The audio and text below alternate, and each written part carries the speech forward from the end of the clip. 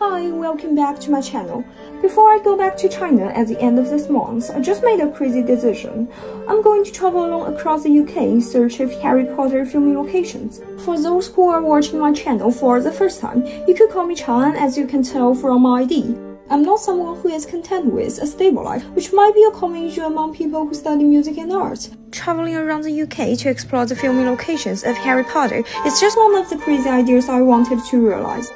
Well, let's kick off from Oxford, one of the most well-known universities in the world. I made a reservation online for Oxford University's dormitory and decided to have breakfast at the restaurant of Hogwarts. Christchurch College served as the inspiration for the Hogwarts Great Hall, where you can see the 4 long tables, the fireplace, and the staff table as seen in the movies.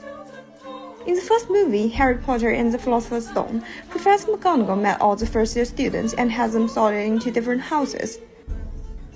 I was fortunate to meet up with a photographer who was also a PhD student in Oxford. Thanks to her, I had free access to various parts of the school, including the Divinity School. This location was used as the filming set of the Hogwarts Infirmary and the dancing lessons led by Professor McGonagall in the Goblet of Fire. Just a few minutes walk away, New College is another shooting location for the movie. This is where Malfoy was transformed into a ferret by Mad-Eye Moody. You might also find the corridors familiar, as they frequently appeared in Harry Potter and the Goblet of Fire. Well, let's go back to London. Our second destination is King's Cross. It is where Harry took the train to Hogwarts. Here's what King's Cross Station looks like in the movie. However, it is actually St. Pancras Station in the real world. The real King's Cross is right next to it. The reason that the director chose St. Pancras as the exterior shot might be aesthetic appearance. To get to the actual King's Cross station, it's just a few minutes walk. This bridge on the second floor is the place where Hagrid gave Harry the ticket to Hogwarts, although it looks somewhat different from how it appeared in the film. When I was recording this video, it was a bit awkward that no one was around except a security guy. He asked me, "Why are you taking this video? So you love the station?" And my answer yes in response made the conversation even more stupid. Okay, let's head back to the first floor. Next to the actual platforms 9 and 10, there is a spot where you can queue up for a photo. Of course, a fee is required, and there is also a souvenir shop nearby.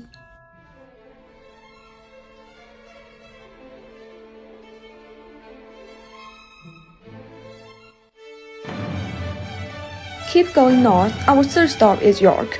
York is a city with profound history and brims with medieval charm.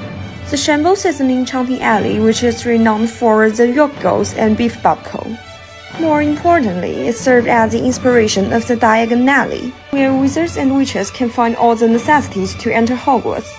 Try entering this magical world by simply tapping on the bricks. Along the street, there is also a Harry Potter souvenir shop called the Shop That Must Not Be Named. You can also get a bottle of butterbeer, as I did. Can you get a bottle of butterbeer? Just the one? Yeah, just one. Of course.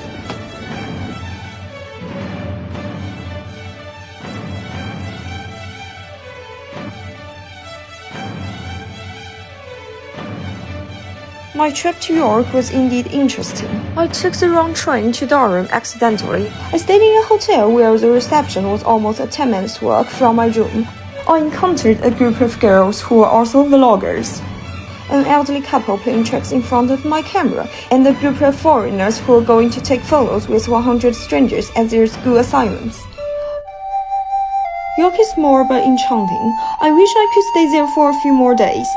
However, as planned before this journey, I'm now off to Edinburgh. Edinburgh is a city full of magic, where whispers from the past can be heard. The cafe where J.K. Rowling wrote Harry Potter has now turned into a Chinese stew-pot restaurant.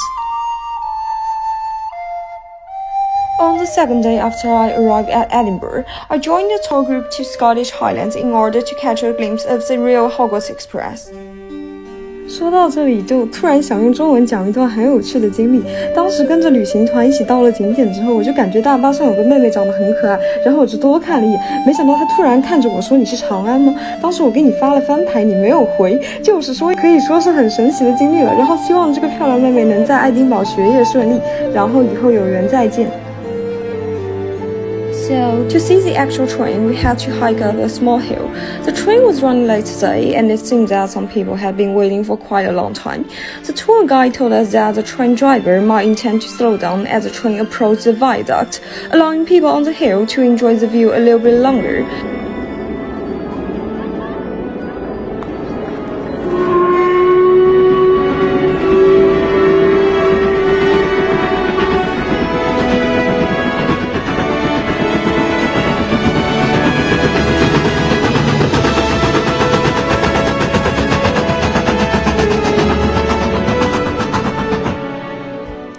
If you were to ask me whether I hesitated before starting this solo trip, the answer would be yes, especially in places where your mobile phone could be stolen at any moment.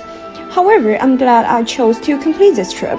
All the moments throughout this solo journey contributed to the golden memories that could never be defined. One of the reasons that pushed me to complete this trip by myself is that if you were to tell the 9-year-old girl newly introduced into the world of Harry Potter that she would be traveling abroad in several cities to see the filming locations 15 years later at age 24, she would be pretty excited. I have to admit that I would be much happier if this trip had been undertaken 15 years earlier. However, I'd say that the definition of youth can be controversial depending on the reference point. I may no longer be the 11-year-old girl waiting for the letter from Hogwarts, but I am at this very moment the youngest I will ever be for the rest of my life. This is true for all of us, so please just do whatever you want, whatever you decide to do, and act without hesitation. Relish every useful moment of your life. We are here to enjoy and explore the world.